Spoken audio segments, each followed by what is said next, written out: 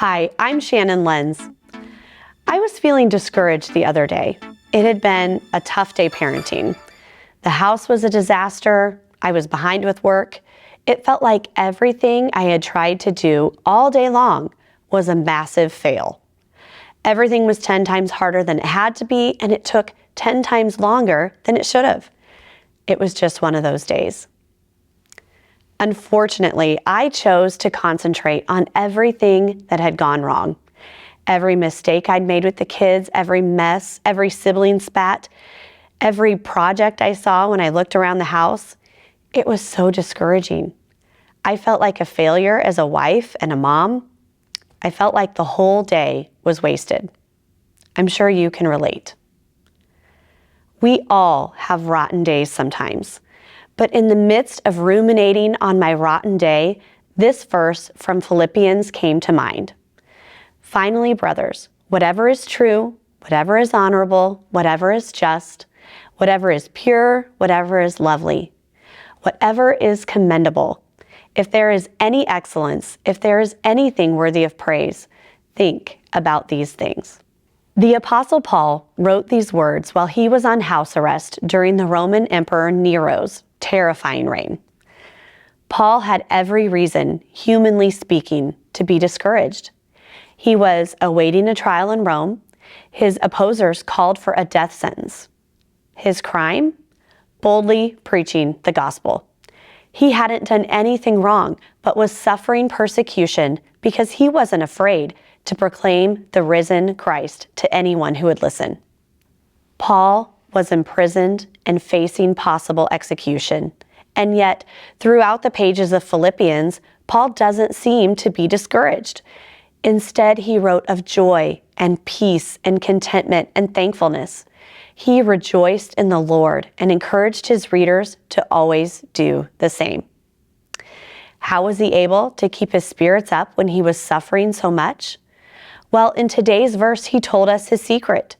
He was intentional to think about true, honorable, just, pure, lovely, commendable, excellent, and praiseworthy things. He wasn't allowing himself to brood over everything he was going through. He wasn't spending his days worrying about a future he couldn't control. He wasn't throwing himself a pity party because he was being unjustly and illegally punished. How was he able to keep his spirits up when he was suffering so much? Well, in today's verse, he told us his secret.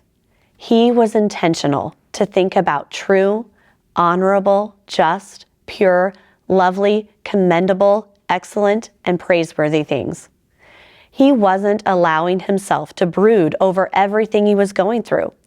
He wasn't spending his days worrying about a future he couldn't control. He wasn't throwing himself a pity party because he was being unjustly and illegally punished.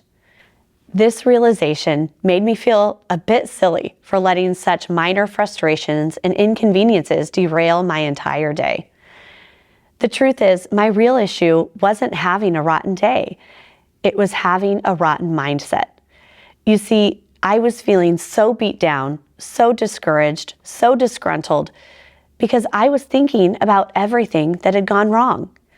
I wasn't bothering to rejoice in the Lord or look for positives or count any blessings. No, I was allowing myself to wallow in wrong thinking. Bible teacher Warren Wiersbe emphasized the importance of mindset in his New Testament commentary. He wrote, "Wrong thinking leads to wrong feeling. The solution Dr. Wiersbe prescribed for wrong thinking is right thinking, which he said is the result of daily meditation on God's Word. If wrong thinking leads to discouragement, guess what right thinking leads to? You guessed it, encouragement. In Psalm 19, 7 through 9, we read of David's love for God's Word. He wrote, "The law of the Lord is perfect, reviving the soul.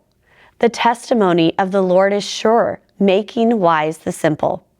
The precepts of the Lord are right, rejoicing the heart. The commandment of the Lord is pure, enlightening the eyes. The fear of the Lord is clean, enduring forever. The rules of the Lord are true and righteous altogether. So, how do you overcome discouragement in your life today? Look to God's Word and prayerfully consider your thoughts. Are you dwelling on disappointments or concentrating on the negative circumstances of your life? If so, here's your challenge for the day. Rather than focus on your problems, turn to God's Word and focus on a passage that is encouraging, wise, right, pure, clean, true, and righteous. Write it down. Think about it throughout the day. So now go and win today.